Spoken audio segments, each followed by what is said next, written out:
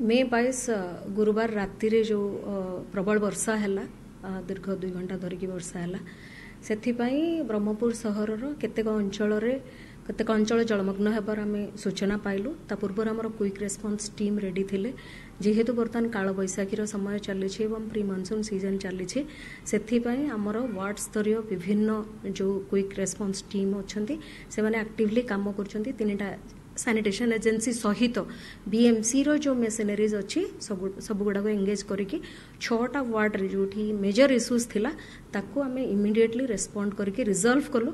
बाकी रहा drain desiltation जोड़ा हेबा निहाती जरूरी वर्षा दिन रे कौनसी बन्या परिस्थिति को रोकिया सेटा आमर त्वरान्वित एवं सबू वार्ड से कार्य जारी रही।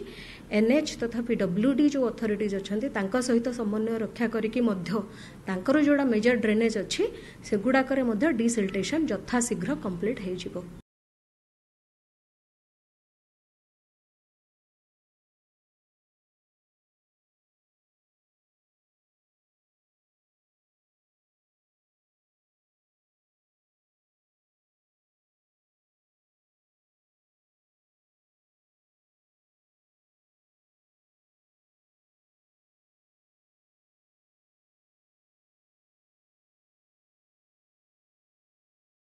ब्रह्मपुरवासी आज्ञा वर्षा हेले पानी रे बुड़ीबार अभ्यस्त हो गलानी।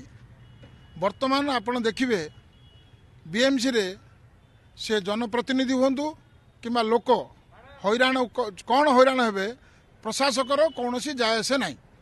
आपण सबु बेले देखिए वर्षा हैला माने ए वर्षाटा बड़ वर्षाटा ए वर्षाटा बड़ वर्षाटा।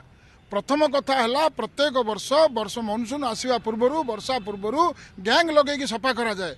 वर्तमान 1.5 वर्ष 2 वर्ष होगा गलानी कहीं गैंग लगे सफा करा जाऊ ना। आ उत्तरदायित्व किए रहिबो।